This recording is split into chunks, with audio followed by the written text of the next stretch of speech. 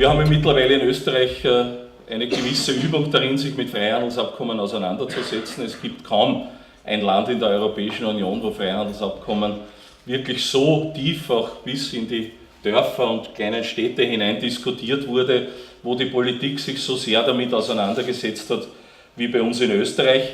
Ich erinnere an CETA und TTIP. Allerdings kaum Erwähnung gefunden hat bisher die Frage der Freihandelsabkommen mit Afrika. Diese werden aus unserer Sicht hinter verschlossenen Türen verhandelt und viele afrikanische Staaten werden praktisch dazu genötigt, diese Freihandelsabkommen abzuschließen. Für uns als Gewerkschafterinnen und Gewerkschafter stellt sich vor allem die Frage, zu welchem Preis Freihandel.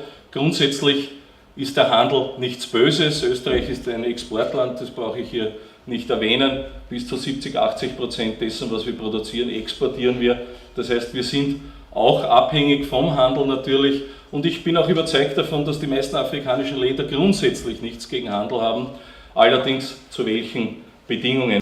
It seems the past negotiations were largely driven by interests of European exporters and did not take into account the objections by some African governments, trade unions and civil society at the same level. A special welcome I would like to give to our speakers on the panel, Mrs. Siham Ahmed, Jane Nalunga and Mr. Remco Vahl from the European Commission. Welcome to Vienna.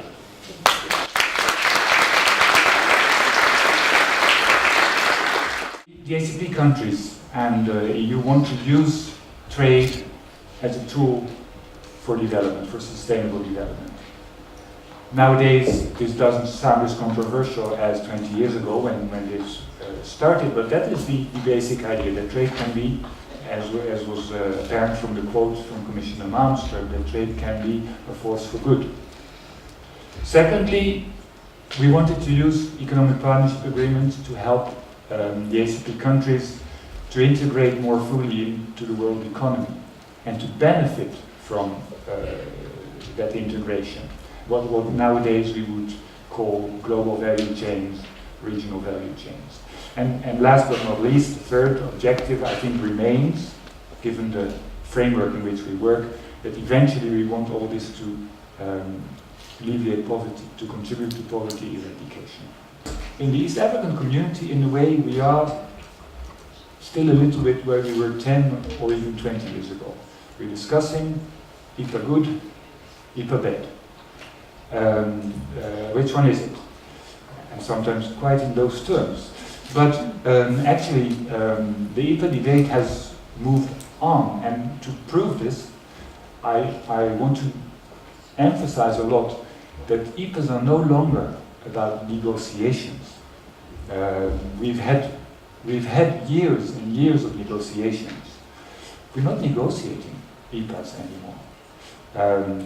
In fact, we are at a stage where we know what's on the table. And the question is, implementation, ratification, or not.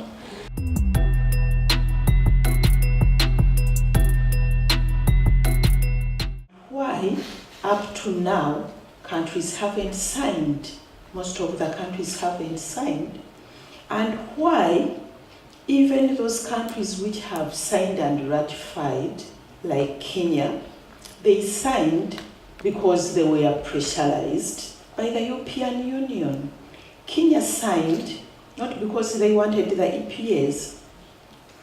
Kenya signed because European Union said they are going to increase, and they increased taxes on their flowers. So Kenya signed because of flowers only. Even today when you ask the Kenyans, what did you sign? Most of them will say, we don't know, but our flowers are going to Europe without taxes. So for me, I believe that Africans know what's good for them. I just want to give a few highlights why African countries have not signed the EPAs. East Africa, just to recap, is made up of 6 countries. All those countries apart from Kenya, LDCs are the poorest of the poor countries in the world.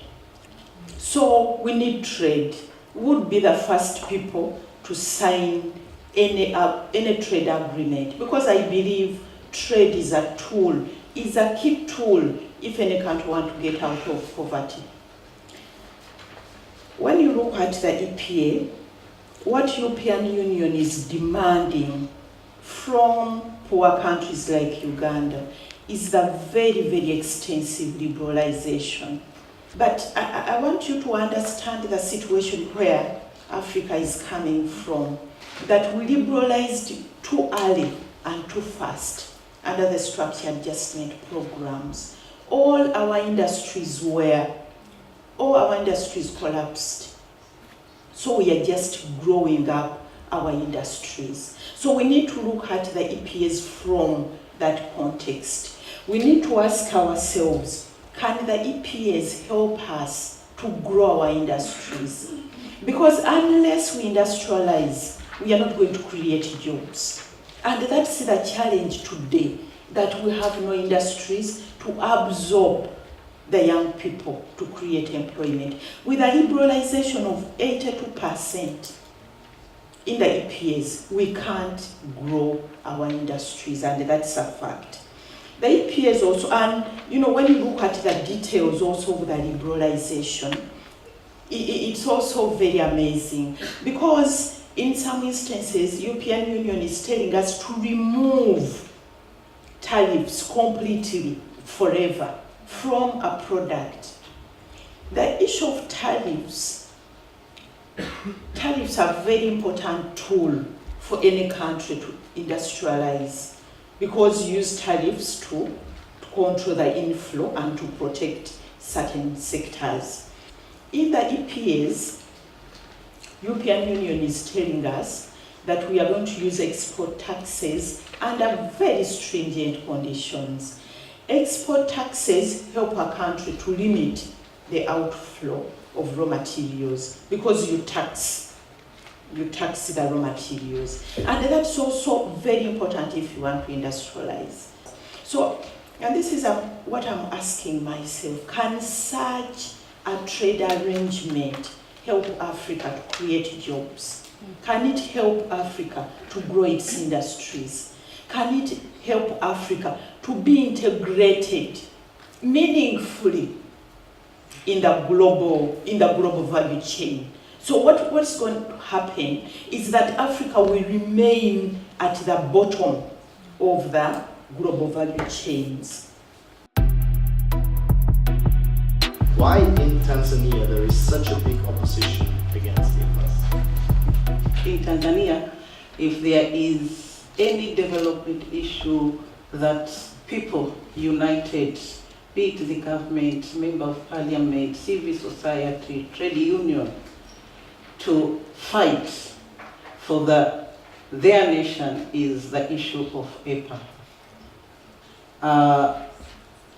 Most of the people in Tanzania, I mean the citizen, they said no to EPA. Tanzania Parliament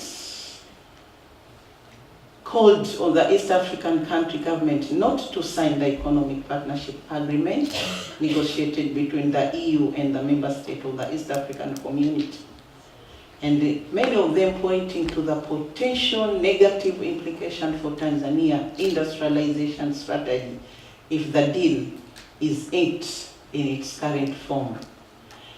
Members of parliament from both the ruling party and the opposition party called on the Tanzania government to renegotiate the EPA on terms that would allow for better protection of domestic industry. We need also to recall on the beginning of negotiation in 2004, where the government of Uganda has funded, the Uganda government and funded by EU, they conducted a study. And the study highlighted some of the risks of the EPA that Tanzania is raising now.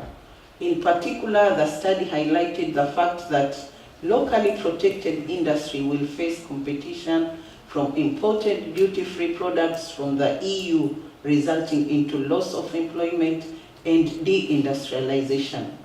The agriculture products are unlikely to compete favorably given the heavy European government subsidies coupled with highly modernized European agriculture technology. This could result in untold harm for EAC farmers and the agriculture sector, which is the backbone of East Africa member state economy. East African, as my colleague has mentioned, are all under least developed countries, except Kenya, which is referred to as non-LDC. And being the least developed country, they are guaranteed free access to EU, irrespective of signing the EPA under the Anything But Arms Agreement. In other words, we can already export duty-free and quota-free to the EU market without providing the EU with similar market access terms. If we sign the EPA, we would still get the same duty-free access, but in return, we would have to open up our market for export. For us, a trade union, we think any agreement or any deal has to take into consideration the social policy. It has to touch to the people.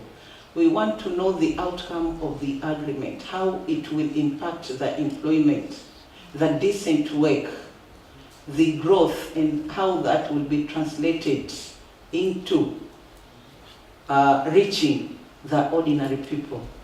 So that are some of the questions that we still has no answers. And therefore, Tanzania until now is not willing to sign the agreements.